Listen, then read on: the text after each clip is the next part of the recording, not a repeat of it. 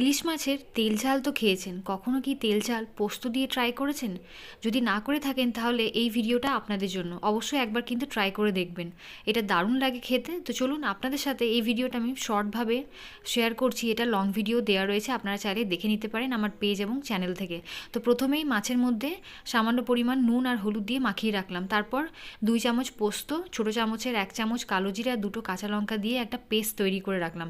এরপর কড়াইতে 4 থেকে 5 চামচ মতো সর্ষের তেল দিয়ে তেলটা গরম হয়ে এলে মাছগুলো ভেজে তুলে রাখবো। তারপর ওই একই তেলের মধ্যে আমি দিয়ে দেবো ছোটো চামচের 1 চামচ মতো কালো জিরে, একটা মশলা গুলিয়ে রেখেছিলাম স্বাদ মতো নুন, হলুদ, বড় চামচের হাফ চামচ জিরে গুঁড়ো, হাফ চামচ কাশ্মীরি লঙ্কার গুঁড়ো, ওটাকে জলে গুলে এর মধ্যে দিয়ে দিতে হবে। তারপর পোস্ত যেটা বেটে রেখেছিলাম সেটাও দিয়ে দিলাম।